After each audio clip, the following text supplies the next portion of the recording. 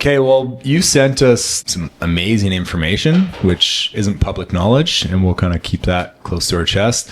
But reviewing this, I guess it's an Excel sheet. You've converted it to a PDF for us. It is wild how much information is on here. So thank you. Yeah, you bet. This is priceless.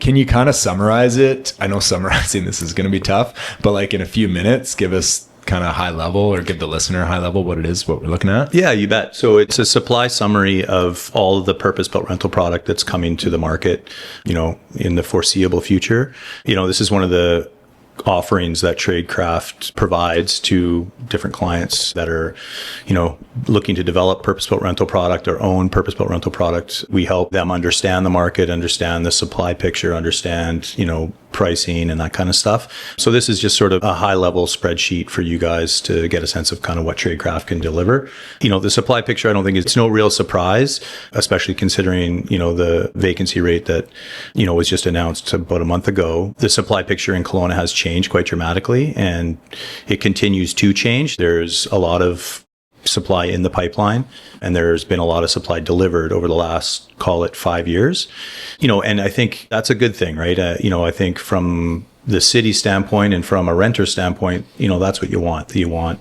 a healthy vacancy rate. Everybody has a different opinion on this, but call it between 3 and 6% is sort of healthy. And we're certainly getting to that point.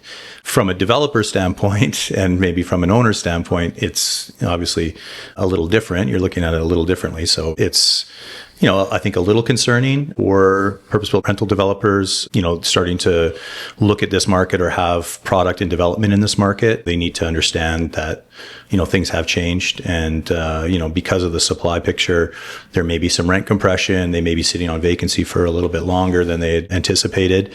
A lot of these rental developers, their pro formas were very tight to begin with.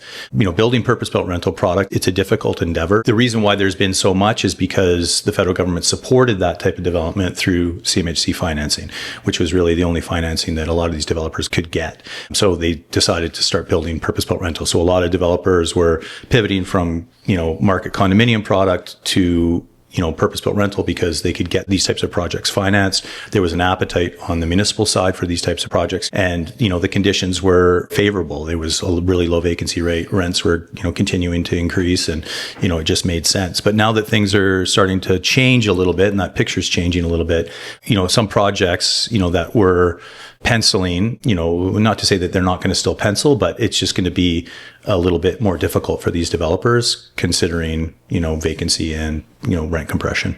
Yeah. So looking at the totals, and correct me if I'm wrong, roughly 4,963 units are projected to be coming on.